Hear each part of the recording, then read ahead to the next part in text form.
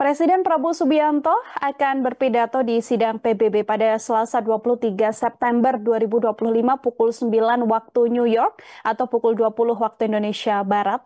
Presiden Prabowo Tribuners akan berpidato di posisi ketiga setelah Presiden Amerika Serikat Donald Trump. Ada beberapa poin yang disampaikan dalam pidato di sidang PBB tersebut, diantaranya juga mengenai isu Palestina, kondisi global hingga dinamika internasional dan multilateralisme serta reformasi sistem global. Lalu bagaimana kita membaca arah pidato yang nantinya akan disampaikan oleh Presiden Prabowo dalam sidang PBB dan apa yang bisa menjadi penegasan yang akan terjadi setelah pidato tersebut. Saya akan membahasnya dalam Tribun News on Focus kali ini sudah tersambung melalui sambungan Zoom bersama dengan saya, dosen International Relation BINUS, ada Mbak Tia Mariatul Hiptiah. Mbak Tia, selamat siang. Terima kasih banyak sudah bergabung. Kabar baik ya, Mbak Tia ya? Baik, Alhamdulillah Mbak Mila.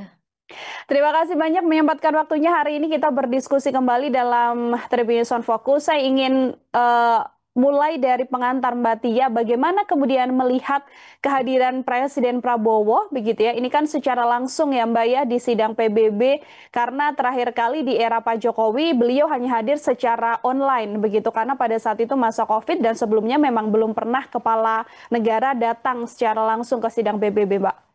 Ya, tentu ini merupakan satu kebanggaan ya karena presiden kita langsung datang atau visit ke sidang PBB dan beberapa periode mungkin kita absen atau tidak hadir dalam sidang PBB. Dan ini bertepatan dengan saat gejolak politik global sedang tidak baik-baik saja, seperti beberapa konflik yang terjadi antara Rusia dan Ukraina juga, kemudian Palestina dan Israel yang terus memanas, bahkan ini sungguh sangat memprihatinkan. Jadi sidang PBB ini sangat tepat sekali begitu ya dengan berbagai permasalahan global.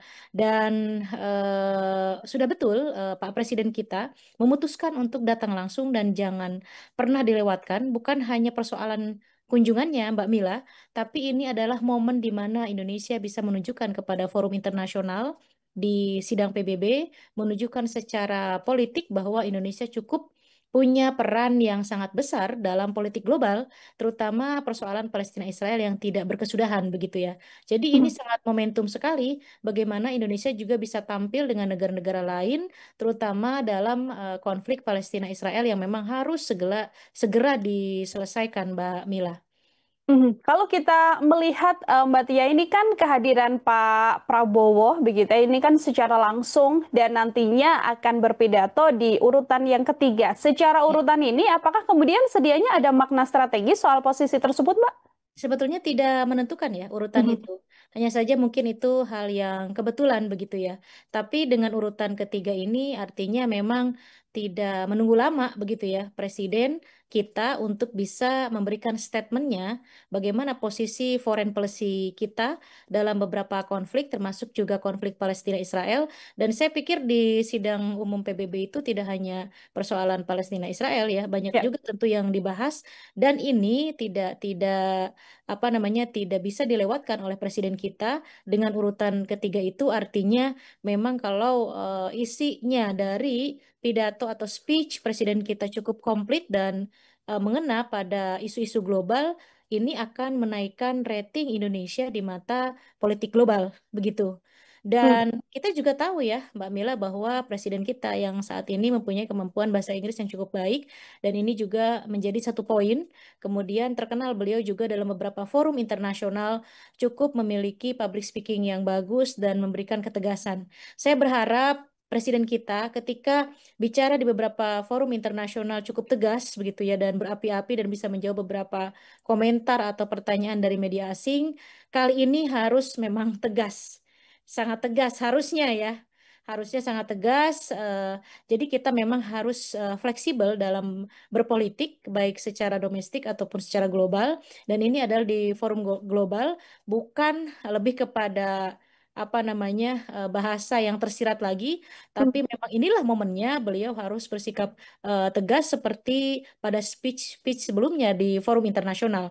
Jadi saya berharap nih ya sambil menunggu kita bagaimana nanti hasilnya Pak Presiden kita harus cukup tegas dalam menyikapi beberapa konflik di dunia internasional.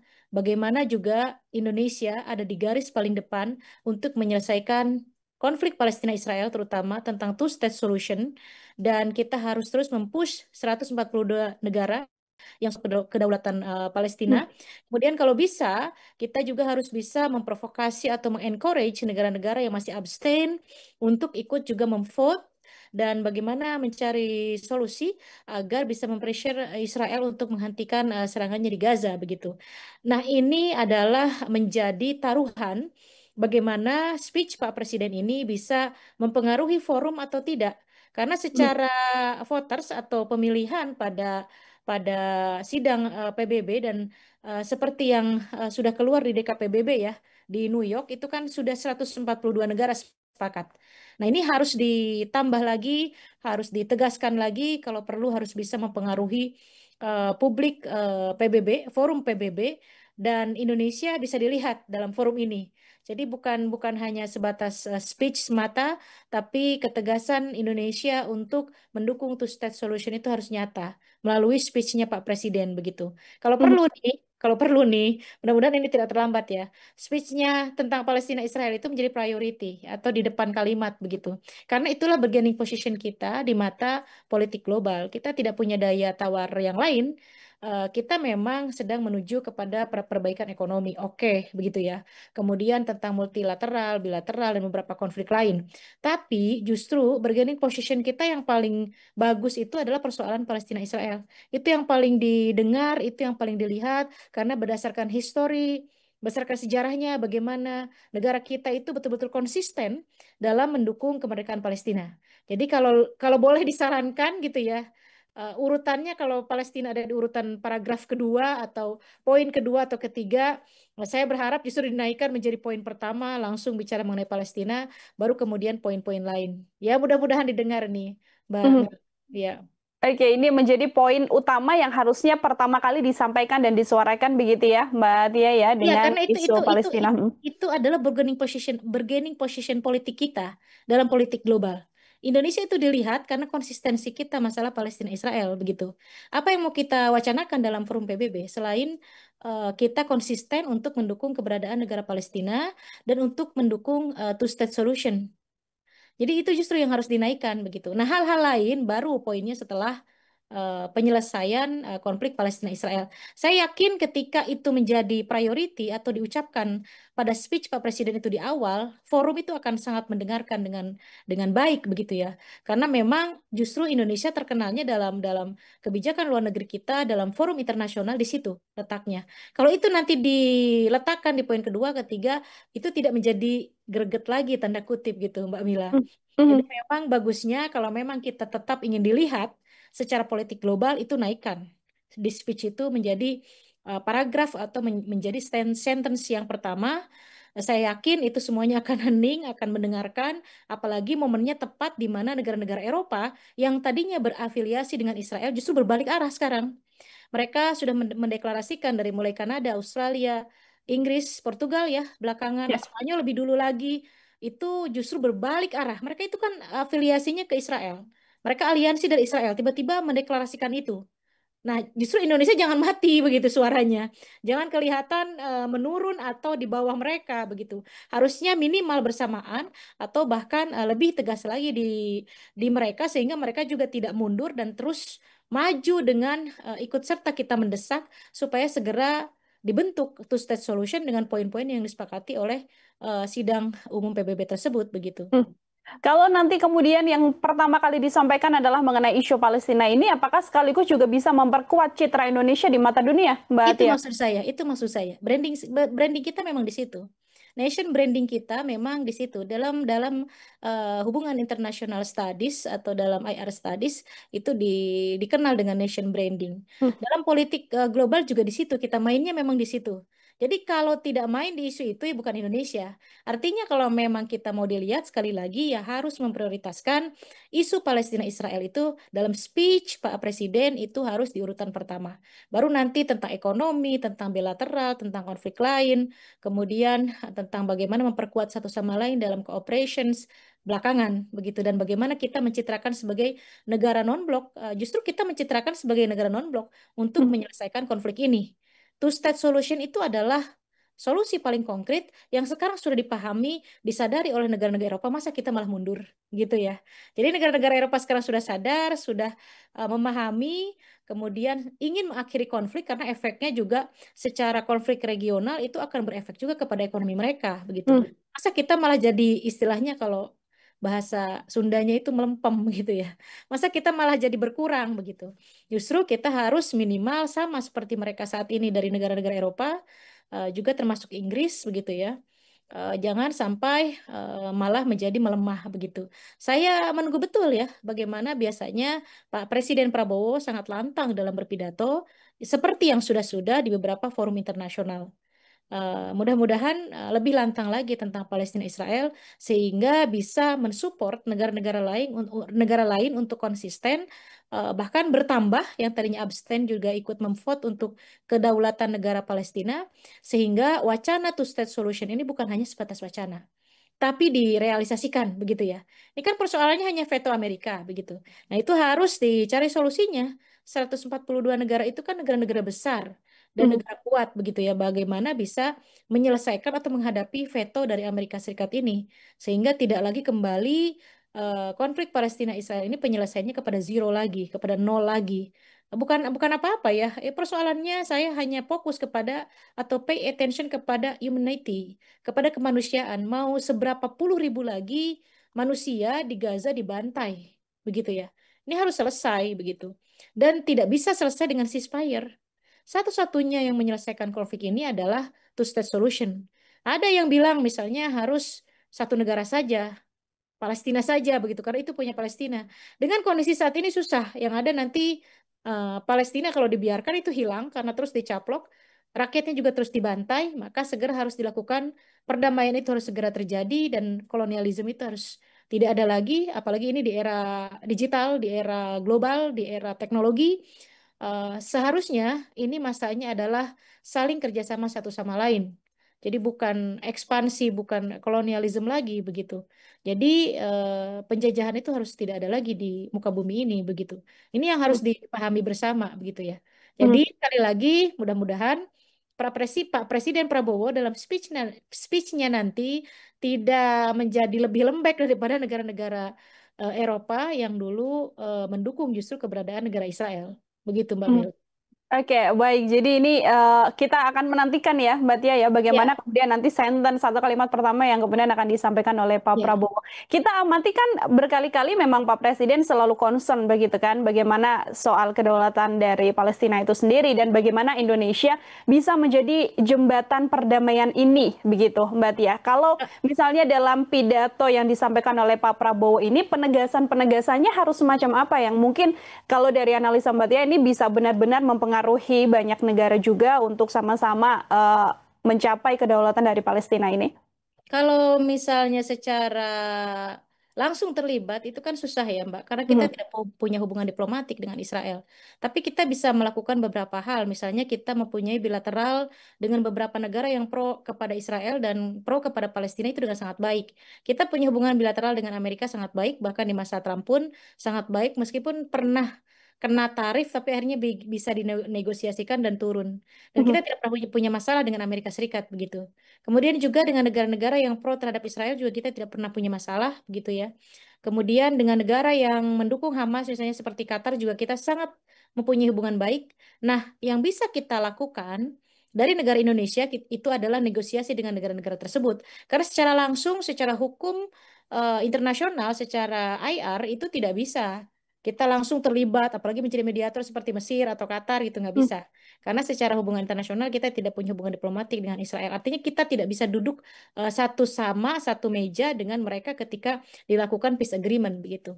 Jadi satu-satunya cara adalah paling misalnya kita melakukan negosiasi dengan negara-negara yang punya kedekatan dengan dua negara itu. Bagaimana kita diuji apakah memiliki kekuatan lobby dengan Amerika Serikat untuk bisa menahan vetonya dan agree terhadap kedaulatan negara Palestina dan menyatakan kepada Trump misalnya ini adalah satu-satunya solusi. Karena pada masa Partai Demokrat, pada masa Biden sebetulnya dokumen untuk two state solution itu sudah ada. Mhm. Amerika itu sudah agree. Permasalahannya adalah ganti rezim. Dan kita tahu bagaimana Partai Republik di Amerika Serikat ini dan apalagi presidennya Trump itu sangat keras terhadap Palestina. Sehingga wacana itu menjadi cancel kembali begitu. Sudah ada dokumennya sebetulnya. Ini kan tinggal memperkuat saja. Hanya saja itu tadi bertepatan dengan pergantian rezim sama seperti JCPOA pada masa Obama kan.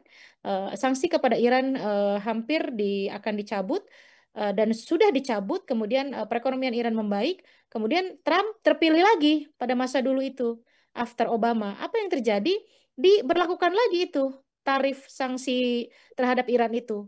Dan dia keluar dari kesepakatan JCPOA. Akhirnya apa? Iran disanksi lagi. Kan begitu. Ini persoalan pergantian rezim.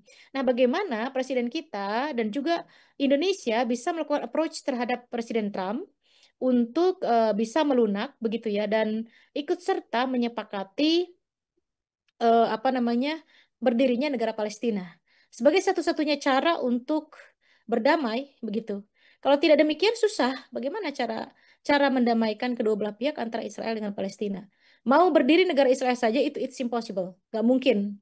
Karena dia posisinya adalah penjajah, kolonialisme gitu ya. Dia datang kemudian dia di-approve oleh Inggris saat itu secara sejarah muncul perjanjian Balfour Agreement begitu ya. Akhirnya terjadi eksodus perlahan orang-orang Yahudi atas nama minta perlindungan datang dari berbagai belahan dunia sehingga lama-lama menjadi penjajah di bumi Palestina begitu.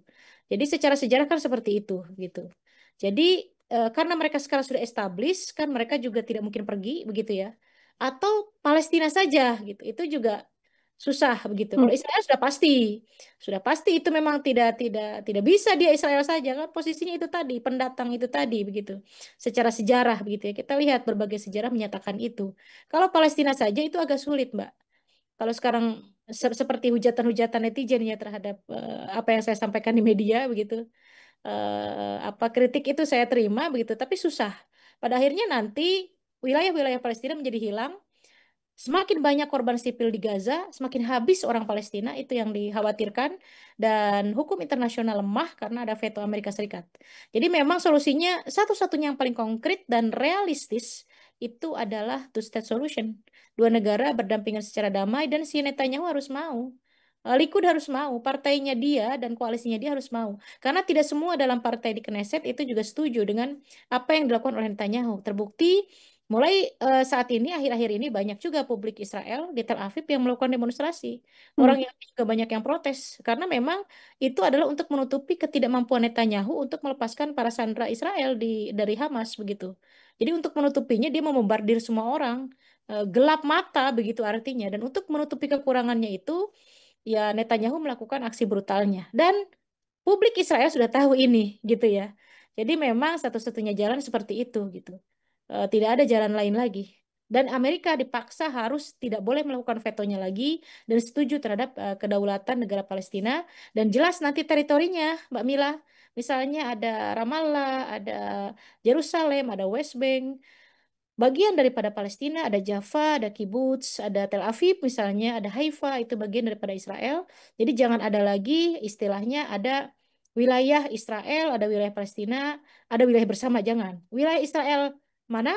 Bagian teritorinya, wilayah Palestina mana? Dan itu disidangkan kembali di sidang umum PBB, begitu. Dan Indonesia pasti ada lagi ketika pembagian teritori itu. Lagi-lagi saya berharap nanti di sidang PBB berikutnya kalau terus ini berlanjut menjadi negara Palestina yang berdaulat, pemerintah pemerintah kita harus paham betul begitu ya secara sejarah, secara bagian-bagiannya, jangan sampai tidak fair dari pihak Palestinanya karena memang secara sejarah itu milik Palestina begitu. Ibaratnya kita kasih lah kalau you mau diam di situ gitu ya, oke lah kita kasih gitu ya. Tapi dengan syarat harus respect, harus menghormati batas-batas yang sudah ditetapkan oleh UN. Hmm. Demikian Mbak Oke. Mila. Oke, ini menjadi momen emas setelah 142 negara besar begitu ya. Ini kemudian menyetujui untuk adanya kedaulatan terhadap Palestina dan sekarang juga menjadi waktu yang tepat artinya ya Mbak Tia ya agar Indonesia juga sama-sama ikut bersuara mengenai kedaulatan Palestina ini. Kalau kita melihat sikap vokal Indonesia ini selain memang sama-sama untuk bisa melihat begitu ya Mbak Tia ya negara-negara yang mungkin masih belum menjatuhkan pilihan kemudian bisa sama-sama ke kedaulatan Palestina ini, apakah ada resiko lain begitu mengenai posisi Indonesia di kancah internasional dengan sikap tegasnya untuk mendukung kedaulatan dari Palestina ini, Mbak? Tidak ada, Indonesia sudah terkenal dari dulu. Mhm. Bahkan sebelum era Jokowi, mungkin ada pada masa Gus Dur yang beliau join dengan organisasi Simon Peres, tapi itu pun demi Palestina merdeka begitu. Jadi tidak ada dalam sejarahnya Indonesia tidak pro terhadap Palestina. Ketika Indonesia tegas di forum PBB, bagus gitu. Itu akan Mhm. semakin menaikkan rating Indonesia secara politik global. Tapi justru dipertanyakan kalau nanti speech-nya ternyata dari presiden kita lembek soal Palestina Israel ini.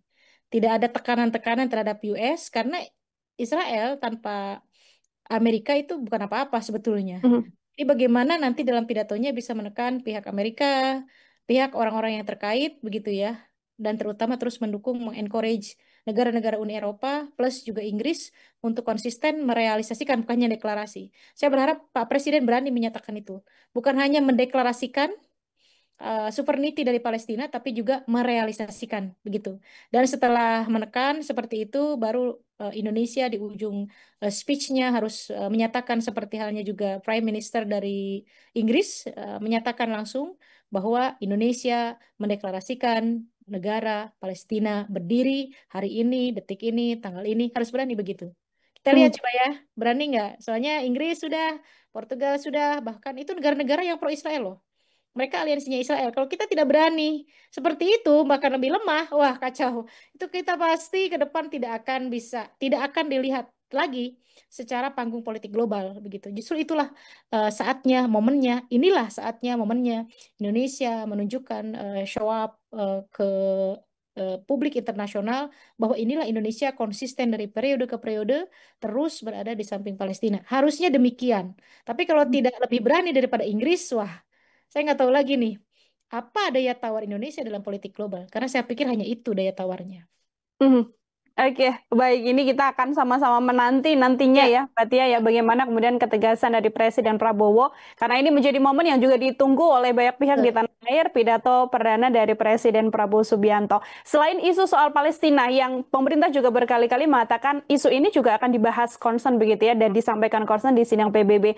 Hal-hal lain mengenai isu internasional lain atau isu global lain yang mungkin bisa menjadi concern juga yang disampaikan apa saja, Mbak Tia? Dan saya pikir mungkin setelah isu ini akan lebih kepada kerjasama ekonomi bersama, kemudian akan menunjukkan Indonesia secara negara non-blok karena memang kita belum lama join dengan BRICS. Itu juga Ya. cukup mengagetkan ya karena dari periode ke periode pemerintah kita juga tidak berani ya join terhadap BRICS yang notabene di dalamnya kan ada Cina dan Rusia begitu. Dan itu sangat anti buat Amerika Serikat dan selama ini kita banyak cooperations atau kerjasama dengan Amerika Serikat dan selalu tunduk ya secara apa namanya kebijakan dan lain-lain terhadap perekonomian Amerika begitu. Dan tiba-tiba di masa Pak Prabowo ini cukup berani join dengan Bridge dan saya pikir itu juga yang akan menjadi poin Pak Prabowo untuk menyampaikan bahwa Indonesia adalah non-blok. Evidence-nya adalah kita terlibat dalam beberapa organisasi internasional, bukan hanya organisasi yang memang pro terhadap satu blok, tapi juga ada di semua blok begitu. Itu juga penting harus disampaikan selain Palestina Israel, supaya betul-betul memperkuat posisi Indonesia dalam politik global bahwa kita memang betul-betul non-blok bukan hanya sebatas di atas kertas gitu. Terbukti kita join dengan G20, kita join dengan OKI, kita join juga ternyata dengan Bridge dan kita juga join dengan organisasi-organisasi yang di bawah pengaruh besar Amerika Serikat begitu. Ini cukup bagus begitu ya. Walaupun secara efeknya kita belum tahu nih. Karena Mhm. sejak join dengan Bridge kan tiba-tiba tarif kita tinggi saat itu ya. Walaupun kita berhasil menegosiasikannya dengan pihak Amerika begitu. Tapi artinya ada tamparan juga dari pihak Amerika. Nah, bagaimana kita konsisten untuk menunjukkan bahwa kita adalah negara non-blok dengan join dengan beberapa organisasi yang tidak condong ke kiri atau ke kanan begitu. Itu Mhm. harus harus ditunjukkan juga. Sistem perekonomian global juga harus dimention oleh Pak Presiden Prabowo bahwa perekonomian itu adalah sistemnya adalah untuk kesejahteraan bersama, bukan hanya untuk salah satu negara kuat, negara mana saja, begitu ya. Tapi memang harus mutualisme atau saling menguntungkan, begitu. Itu juga Mhm. harus perlu di mention, begitu. Oke, baik. Terakhir dari saya, Mbak Tia. Tadi Mbak Tia sempat menyinggung bagaimana kemudian harus ada efek yang kemudian bisa terjadi begitu ya setelah adanya pidato dari Presiden Prabowo sendiri. Ini harapan Mbak Tia kemudian efek-efeknya atau dampaknya yang kemudian bisa dirasakan ya baik itu di Indonesia maupun di kancah internasional dengan pidato Pak Prabowo ini seperti apa, Mbak? Di Indonesia simpel, kita bangga, itu saja sih. Tapi kalau di politik global memang dari dulu kita bersuara secara langsung, secara direct, pengaruh terhadap kemerdekaan Palestina berat ya. Karena Hmm. itu tadi kita memang tidak cukup signifikan karena banyak hal begitu ya. Jadi tapi tetap bukan berarti kita tidak berhenti bersuara, bukan berarti kita berhenti bersuara, tapi justru kita terus bersuara walaupun memang pengaruhnya tidak signifikan begitu. Tapi artinya kalau kita mulai sangat keras besok misalnya speech-nya itu kita akan tetap dilihat. Akan tetap sekali lagi saya bilang akan tetap dilihat. Tapi kalau kurang ya tones-nya daripada negara-negara lain yang sekarang sedang rame-rame mendeklarasikan keberadaan negara Palestina, kita akan tidak dilihat lagi gitu. Minimal kita tuh tetap konsisten, kita tetap keras soal sovereignty Palestina ini, jangan kurang speech kita itu, speech Pak Presiden itu. Tapi kalau agak sedikit lembek saja begitu ya, atau agak sedikit ada miss begitu ya dalam speech beliau, nah khawatirnya justru tidak akan dilihat lagi begitu. Walaupun memang secara pengaruh langsung tidak signifikan, Hmm. tapi penting sekali pidato ini berada di posisi mana kita berada ketika rame-rame sekarang negara-negara Barat mendeklarasikan negara Palestina gitu. Itu sangat penting buat kita gitu. Baik, terima kasih banyak Mbak Tia. Ini kita sama-sama menunggu nanti ya Ya, bagaimana ya, kemudian speech yang akan disampaikan oleh Pak Prabowo. Semoga sesuai juga dengan harapan kita semua dan ya. menjadi bergening juga dan juga asa bagi Pak Prabowo untuk sama-sama melihat posisi Indonesia agar tetap bisa terus dilihat di internasional seperti itu. Mbak Tia, terima kasih banyak sekali lagi untuk kesempatannya berdiskusi dalam Tribun Fokus kali ini. Semoga di lain kesempatan ada waktu kembali untuk berbincang. Selamat Baik. beraktivitas kembali. Selamat siang, Mbak Tia. Selamat siang. Ya, Tribuners, demikian obrolan saya bersama dengan Mbak Tia Mariatul Hiptia, dosen International Relation BINUS University. Zainila Irda pamit undur diri. Nantikan On Focus setiap hari pukul 8 malam. Sekarang waktunya saya untuk pamit. Terima kasih banyak dan sampai jumpa. Download Tribun X sekarang. Menghadirkan lokal menjadi Indonesia.